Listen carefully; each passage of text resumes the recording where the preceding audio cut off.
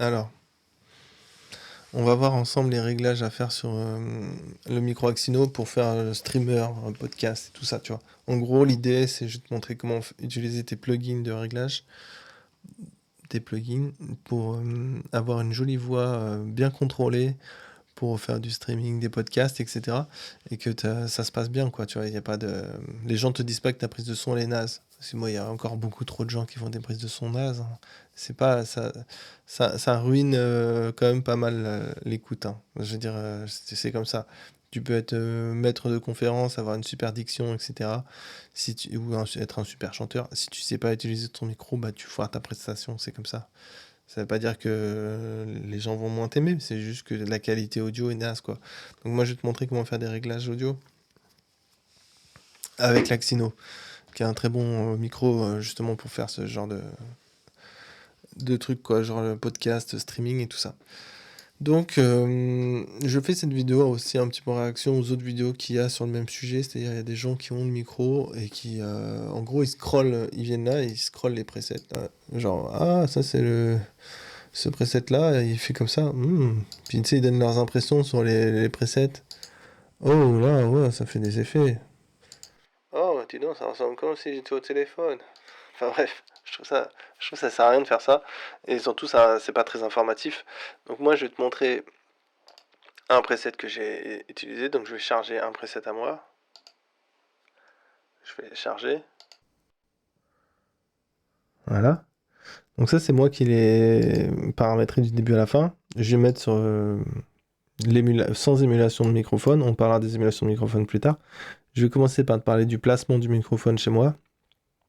Ensuite, on parlera des plugins, de ce que tu as ici, là, ici, ou là, hein, c'est la même chose d'ailleurs. Il y a deux façons d'ouvrir cette fenêtre.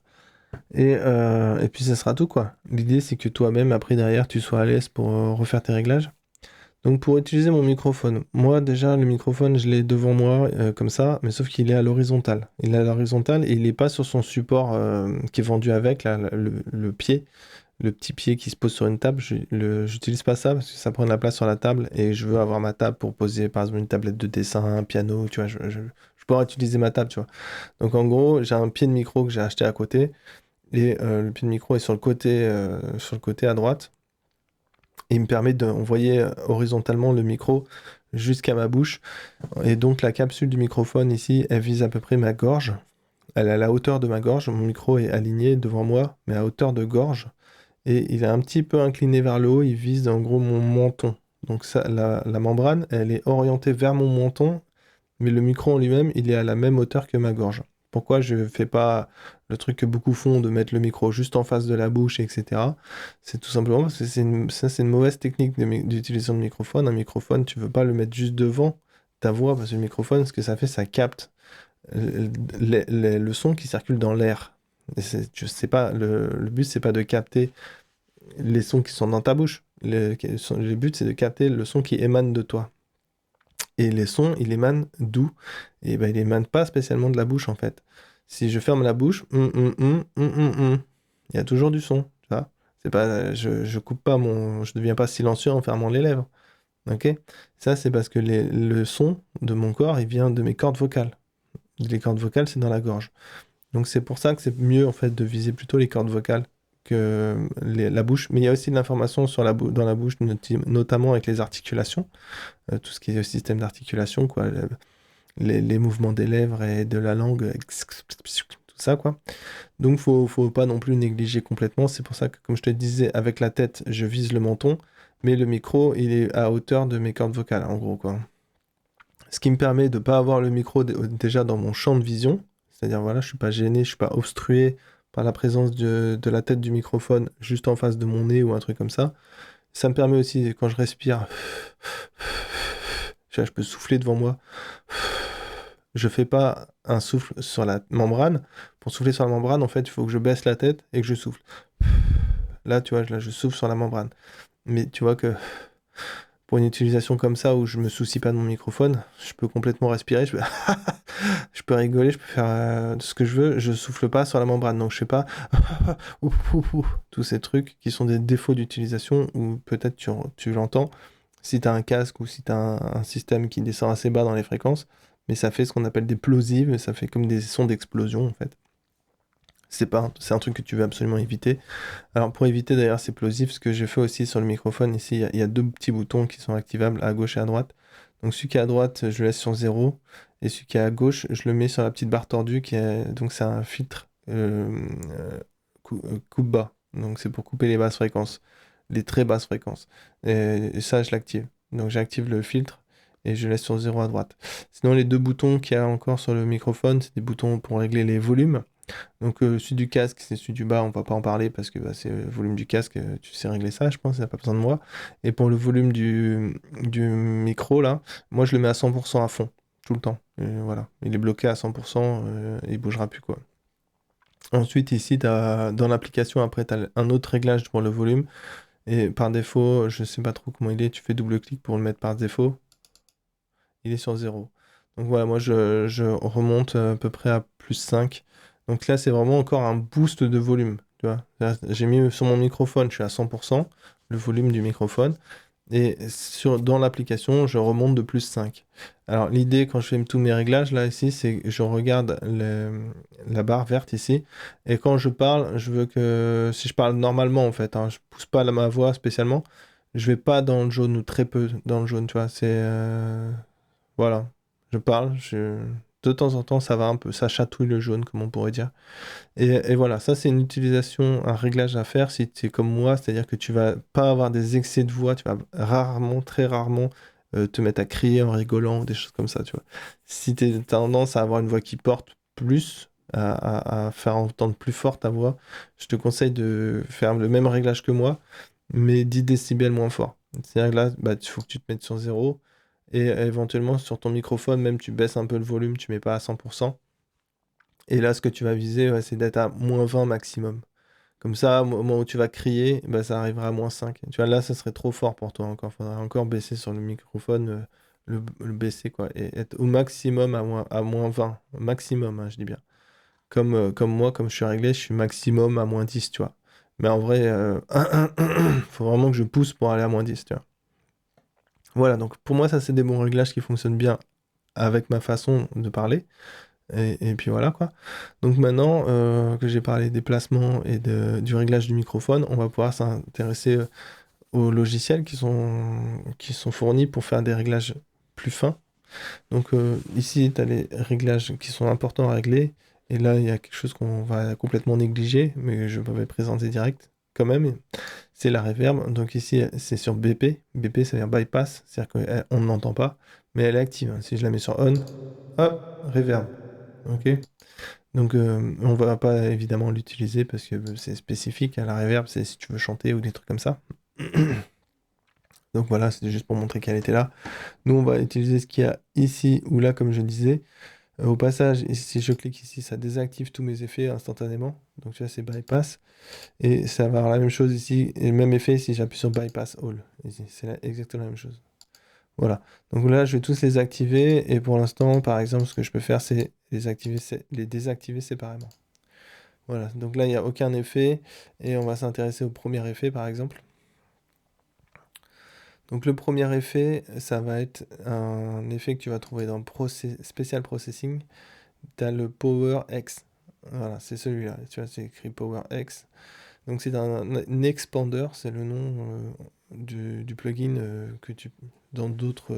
Si tu trouves ce même genre de plugin là fait chez d'autres constructeurs de plugins, là, développeurs, ça s'appellera un expander. Expander Gate.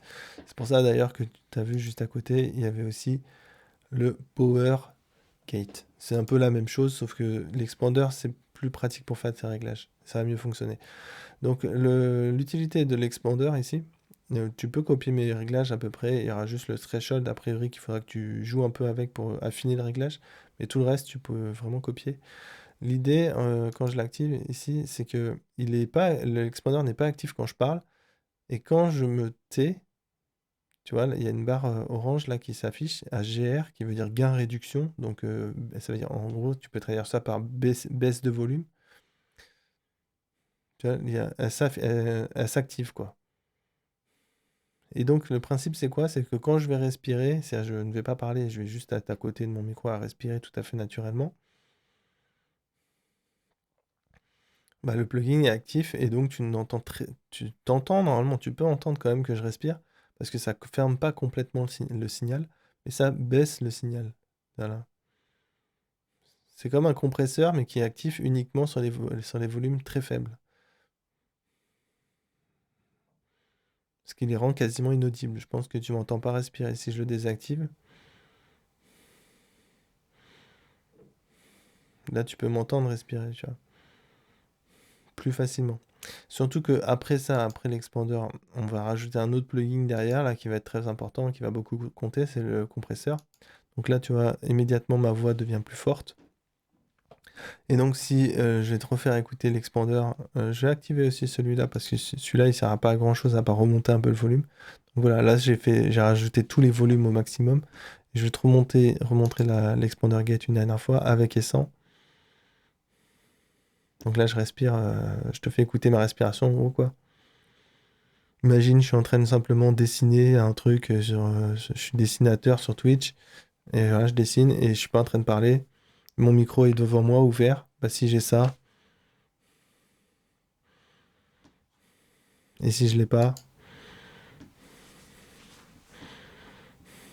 tu entends la différence. On entend ma respiration. Donc ça rend les choses un peu plus agréables pour les auditeurs, tout simplement de supprimer des sons bah, qui sont pas des sons que tu viens écouter en fait. A priori, c'est à moins que tu écoutes quelqu'un qui fait du ASMR. Donc ouais, ce plugin-là, si tu fais de l'ASMR, faut le faire, hein. Ouais, je précise. C'est anti-ASMR plugin, tu pourrais l'appeler comme ça si tu veux. Et voilà. Du coup, après, on va s'intéresser à notre compresseur. Donc, mon compresseur ici, tu peux aussi copier à peu près les mêmes réglages. Le principe du compresseur, c'est plus tu parles fort et plus il y a une baisse de volume. Donc là, il n'y a pas écrit de gain réduction, là, de GR, comme il y avait sur l'autre plugin. Et le GR, il est ici dans le vumètre. Tu vois que quand c'est à 0, en fait, il n'y a pas de réduction de volume. Quand ça va à -1, ça applique une réduction de volume de -1 décibel. Quand ça descend à -3, ça applique -3 décibels. Et plus je vais parler fort, et plus tu vas avoir une réduction de volume. Mais ce qui est marrant, c'est tu vois que ça baisse le volume, mais de tes oreilles, t'entends pas que le volume change beaucoup, tu vois. Le volume, il reste à un volume constant. Alors que là, par exemple, là, je chuchote quasiment. Là, je parle normalement. Et là, je pousse sur ma voix. Tu vois, il n'y a pas de... à ton écoute, ça fait pas de différence. Très peu de différence. Et pourtant, chez moi, il y a beaucoup de différence. Il y a des écarts de volume importants. Et ça, donc, bah, les compresseurs, tu as ça partout, hein. Tu vas voir un film de guerre au cinéma, il y a full compresseur partout, parce que sinon, tu vas voir un film de guerre, tu sors de là, t'es sourd, hein. Des explosions, des coups de feu, ça rend sourd. Ça fait pas que tuer, ça rend sourd aussi. Donc là, le compresseur permet simplement d'apporter beaucoup de confort d'écoute à la personne qui suit ton émission ou ton truc, quoi. Puisqu'il va pas se dire, ah, le volume est trop fort, ah, le volume, tu sais, il va pas être en train de jouer avec son volume chez lui, avec sa télécommande ou quoi, pour remonter les volumes parce que c'est chiant, parce que d'un seul coup, tu parles moins fort et qu'on entend moins bien ce que tu dis, tu vois. Là, il n'y a pas de problème, je peux parler pas fort, tu m'entends correctement, je parle normalement, tu m'entends toujours au même niveau, il n'y a pas de différence, et je vais pas refaire la démonstration 15 fois de suite, mais tu vois, même si je pousse la voix très fort, ça va pas augmenter pour toi. C'est juste le compresseur qui va être plus excité, c'est tout. Donc voilà, le principe, donc j'ai mis un ratio à 8, donc ça veut dire ça va compresser jusqu'à -8 en toute logique. Je survole hein, le truc, hein, j'explique pas dans les détails. Donc ça compresse à -8 au maximum. Donc si la voix est vraiment très forte, ça va compresser à -8. En termes d'attaque, donc l'attaque ici, c'est la vitesse à laquelle le compresseur réagit quand le signal est trop fort. Donc tu vois, il réagit vite. La release et le relâchement. Donc quand il arrête de compresser, à quelle vitesse il arrête de compresser. Donc je dis d'arrêter de compresser moyennement. Tu vois, j'ai mis ni rapide ni lent. J'ai mis entre les deux. Et sinon, il y a les deux boutons ici, input, output. Input, c'est le signal que tu fais rentrer dans le compresseur. Donc je l'ai un peu augmenté par défaut, tu vois. Si je clique, double-clique dessus, ça remet par défaut, le volume était un peu moins fort. Je l'ai un peu augmenté au-dessus du 18 là. Enfin, en vrai, c'est moins 18, c'est pas 18. Et je le fais monter un petit peu au-dessus du moins 18. Donc j'ai remonté un peu le signal global qui rentre dans le plugin. Ensuite, il est compressé, là, c'est tout ce qui est cette partie-là. Et ensuite, tu as le bouton de sortie. Output, c'est sorti. Et celui-là, tu vois, il est par défaut. Donc je ne l'ai pas touché. Et ce que j'ai fait, normalement, ce que j'aurais dû faire, en fait, c'est juste booster un peu le volume pour faire ce que je voulais faire, mais je ne l'ai pas fait. Ce que j'ai préféré prendre, c'est rajouter un autre plugin qui s'appelle un égaliseur. Ah ouais, je précise aussi j'ai pas fait ça. C'est par rapport au compresseur, en fait, tu as deux compresseurs à disposition. Tu as le vintage compresseur qui s'appelle le FET A76, c'est celui on a utilisé là. Et ensuite, tu as l'Opto 2A. C'est un autre qui est à ta disposition, mais que je te conseille pas en priorité si tu connais vraiment rien en compresseur. Ce qui va être un petit peu plus compliqué à régler. Ou pas d'ailleurs, enfin, c'est pas pareil quoi. Enfin, tu peux aller voir comment il fonctionne, mais en tout cas, tu possèdes ces deux-là. Et celui-là est plus simple d'utilisation, je pense.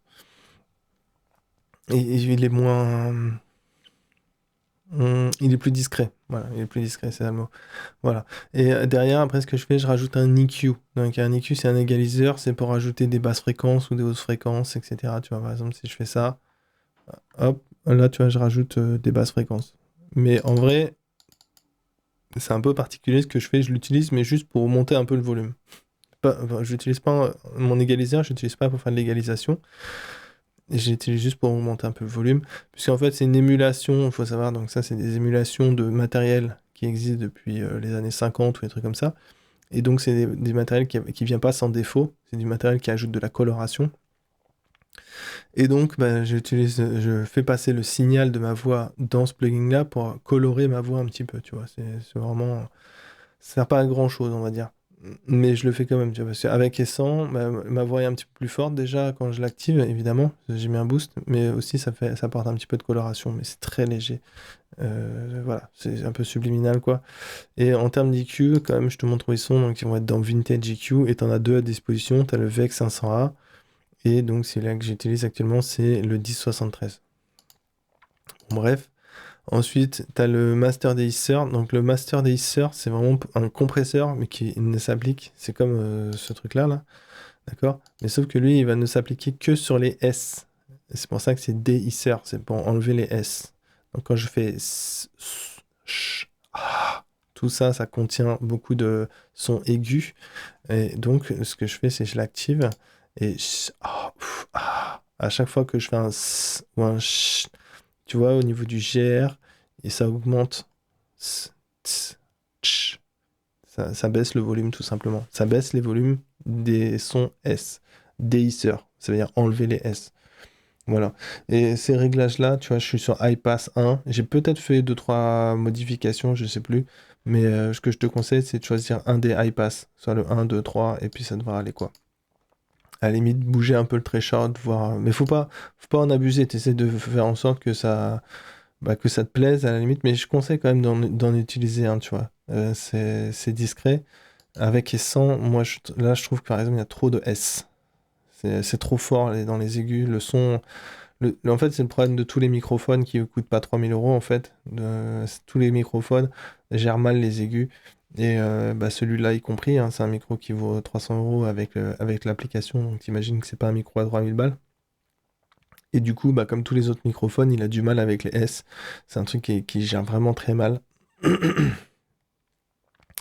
Et donc, bah, le DSR permet de corriger ces problèmes de distorsion, ou je sais pas trop comment appeler ça, mais voilà quoi. Ça cache la misère. C'est un cache-misère. Mais ça fonctionne bien, hein. Moi j'aime bien. Voilà. Et ça, c'est tous les plugins que tu as à mettre, quoi. Maintenant, ce que je vais faire, je vais parler des émulations ici. Donc, les émulations que tu as de microphone, ça fonctionne un peu sur le même principe que ce que je fais avec ce plugin-là. C'est-à-dire, je fais juste passer le signal dans une sorte de circuit numérique qui change un petit peu les fréquences, les hauteurs des fréquences, etc. Et ça joue du coup sur le son qui est perçu par l'auditeur. Donc là, c'est vraiment customisé selon le goût de chacun, hein. C'est toi, c'est ce que tu ressens, etc. Donc là, c'est par défaut. Et si je scrolle comme ça, ma voix va être un petit peu changée, tu vois. 1, 2, 3, 1, 2, 3, 1, 2, 3, 1, 2, 3, 1, 2, 3, 1, 2, 3, 1, 2, 3. C'est assez discret sur certains. Celui-là, par exemple, il ramène des aigus. 1, 2, 3, 1, 2, 3. Celui-là aussi, il ramène des aigus. 1, 2, 3. Celui-là, il ramène beaucoup de basses. 1, 2, 3, 1, 2, 3. Celui-là aussi, de même façon, il rajoute beaucoup de basses. 1, 2, 3, 1, 2, 3, 1, 2, 3. Enfin, voilà quoi. Tu peux choisir une émulation que tu aimes bien. Ça change, comme je te dis, c'est juste de la coloration, c'est pas vraiment pas essentiel. Et c'est à peu près tout ce que tu as à savoir pour faire correctement tes réglages, quoi. Donc j'espère que ça a été utile. Si tu as des questions, tu as les commentaires. Et puis voilà, quoi. N'hésite pas sinon à aller visiter, à aller faire le tour des autres plugins, des autres réglages qui existent ici. Et pour comparer, en fait, tu testes. Par exemple, tu sais pas comment commencer, tu peux partir sur celui-là, par exemple, et puis s'il te plaît bien, bah, tu l'ouvres et puis tu regardes qu'est-ce qu'ils ont mis dedans, tu coupes tout comme ça. Et puis ensuite, tu en ouvres un par un. Donc là, ce que tu as ici, c'est par exemple c'est un EQ, on l'avait vu, c'est le 55A. Ensuite, il y a un 1073 EQ, donc c'est la même chose ce que j'ai utilisé. Donc ils ont mis deux EQ d'affilée. Voilà, deux EQ. On entend que ça modifie un peu le son de la voix. Ensuite, il y a un préampli, donc les préamplis, ça se trouve ici, Vintage Mac préampli, t'en as deux. Je sais pas si je l'ai dit, ouais. Mais parfois, t'as des. Quand tu regardes dans Vintage EQ, ici, par exemple, t'en as un ici en bas, mais en fait, c'est une démo. Donc, je te conseille pas de l'utiliser parce que bah, tu le possèdes pas, donc ça va pas fonctionner bien sur le long terme. Et là, pareil, il y a plein de compresseurs, là, mais c'est pareil. Enfin, tu peux les essayer, mais ne les enregistre pas dans un preset que tu créerais, par exemple, si tu les as pas achetés. Sinon, ça va pas fonctionner, tu vois. C'est une démo, tu peux les utiliser pour l'instant, mais un jour ils vont les retirer, tu vois. Genre à la prochaine mise à jour ou un truc comme ça. Donc en vrai, moi j'utilise jamais les démos, donc je sais même pas si ça fonctionne longtemps ou quoi, tu vois, je sais pas. Mais bon, bref. Ici, ils ont mis donc un préampli, t'en as deux. Celui-là, c'est un préampli plus marqué que les autres, tu vois. C'est un préampli qui rajoute de la distorsion harmonique énormément. Et ils ont remis un déhisseur, voilà. Et ce que je voulais montrer, par exemple, c'est le Arch Vocals. Voilà. Donc celui-là, t'entends, ça rajoute de la distorsion, vraiment, on entend bien qu'il y a de la distorsion. Donc c'est uniquement ce plugin qui fait ça, tu vois, parce qu'ils ont mis des réglages particuliers où il y a pas mal de gains, beaucoup de gains ici. Et selon comment tu positionnes ce bouton aussi, et ben voilà, la voix est transformée et ça rajoute plus tu vas monter le volume de ta voix et plus il y aura de distorsion. Plus la voix va sembler cassée, tu vas avoir une voix un peu comme un vieux fumeur. Ça va être comme ça. Voilà. C'est ça le principe. Et voilà. Donc si tu parles doucement, c'est assez discret. Tout est dans la subtilité, le réglage, etc. Je pense que là, par exemple, le volume enfin, il faudrait augmenter l'output et baisser un peu le gain. Enfin, ça dépend en fait des résultats que tu veux. Mais bon, bref, après il y a un EQ, après il y a un compresseur. Et je vais pas faire le tour de tous les presets, mais toujours est-il que si par exemple si tu veux partir de ce preset là et juste ça, tu trouves que c'est un peu trop fort, tu peux par exemple le baisser comme ça et faire ça. Et après faire save as, et t'enregistres ton nouveau preset quoi, dans un dossier. Et puis voilà, comme ça tu peux te faire des listes. Mais je te conseille de pas rester forcément avec ce qui est proposé par défaut, quoi. Tu vois. C'est pas c'est pas l'idéal. Tu vois, c'est juste des presets faits pour d'autres personnes que pour toi, enfin pour créer des effets particuliers. Essaye d'être un peu d'expérimenter, quoi. J'espère en tout cas t'avoir donné les outils pour te lancer là-dedans, quoi. Voilà. Et encore une fois, n'hésite pas à poser une question en commentaire au besoin. J'essaierai d'y répondre.